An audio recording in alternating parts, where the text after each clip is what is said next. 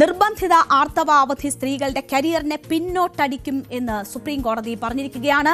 ജോലി ചെയ്യുന്ന സ്ത്രീകൾക്കും വിദ്യാർത്ഥികൾക്കും നിർബന്ധിത ആർത്തവ അവധി വേണമെന്ന ഹർജി പരിഗണിക്കവെയായിരുന്നു കോടതി നിരീക്ഷണം നടത്തിയത്. നിർബന്ധിത ആർത്തവ അവധി സ്ത്രീകളുടെ തൊഴിൽ മേഖലയിലെ പങ്കാളിത്തത്തെ ദോഷകരമായി ബാധിച്ചേക്കുമെന്നും ആർത്തവാവധിക്ക് നിയമം വന്നാൽ സ്ത്രീകളെ ജോലിക്കെടുക്കാൻ കമ്പനികൾ മടിച്ചേക്കുമെന്നും കോടതി പറഞ്ഞു. അഭിഭാഷകനായ ശൈലേന്ദ്ര മണി ത്രിപാഠി സമർപ്പിച്ച ഹർജി പരിഗണിക്കവെയാണ് സുപ്രീം കോടതി ഇത്തരം നിരീക്ഷണം നടത്തിയത്.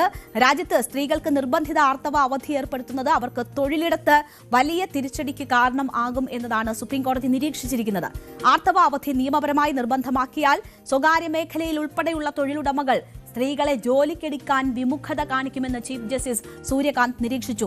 പുരുഷന്മാരെക്കാൾ പിന്നിലാണെന്ന തെറ്റായ ധാരണ സമൂഹത്തിൽ പടരുമെന്ന് ചീഫ് ജസ്റ്റിസ് ചൂണ്ടിക്കാട്ടി.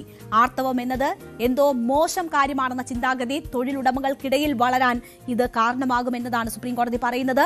തൊഴിലുടമകളുടെ മനോഭാവം നിങ്ങൾക്കറിയില്ല. ഇത്തരമൊരു നിയമം വന്നാൽ അവർ സ്ത്രീകളെ ജോലിക്കെടുക്കുന്നത് അവസാനിപ്പിക്കുമെന്ന് ഹർജിക്കാരന് കോടതി മുന്നറിയിപ്പ് നൽകി.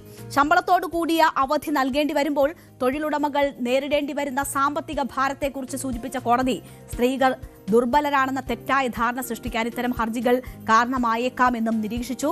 എല്ലാ വിഭാഗക്കാരുമായി പരിശോധിച്ച് സർക്കാർ നയം രൂപീകരിക്കട്ടെ എന്ന് വ്യക്തമാക്കിയ കോടതി ഈ ഹർജി അങ്ങനെ തീർപ്പാക്കുകയായിരുന്നു.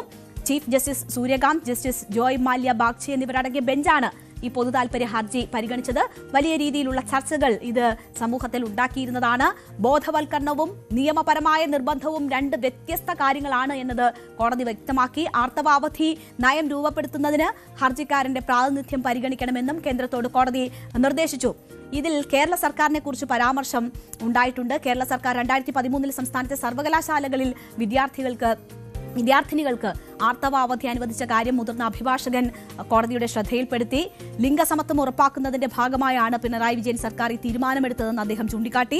പല സ്വകാര്യ കമ്പനികളും നിലവിൽ ഇത്തരത്തിൽ ഇളവുകൾ നൽകുന്നുണ്ട് എന്ന കാര്യവും കോടതിയുടെ മുന്നിലേക്ക് വന്നു. എന്നാൽ ഇവയെല്ലാം സ്വമേധയാ നടപ്പിലാക്കുന്ന രീതികളാണെന്നും നിയമം വഴി ഇത് അടിച്ചേൽപ്പിക്കുമ്പോൾ സ്ത്രീകളുടെ കരിയർ തന്നെ ഇല്ലാതാകുമെന്നുമാണ് കോടതി മറുപടി നൽകിയത്. എന്തായാലും ആർത്തവ ശുചിത്വവും ആരോഗ്യവും ഭരണഘടനയുടെ 21ാം അനുച്ഛേദപ്രകാരം ഒരു പെൺകുട്ടിയുടെ അന്തസ്സോടെ ജീവിക്കാനുള്ള അവകാശത്തിന്റെ ഭാഗമാണെന്ന് ജനുവരിയിൽ സുപ്രീം കോടതി തന്നെ നിരീക്ഷിച്ചിരുന്നു.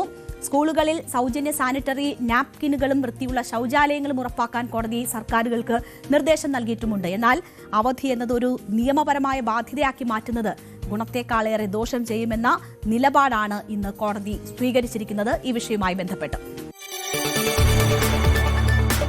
കൂടുതൽ വാർത്തകൾക്ക് news 18 Keralam YouTube channel subscribe ചെയ്യുക.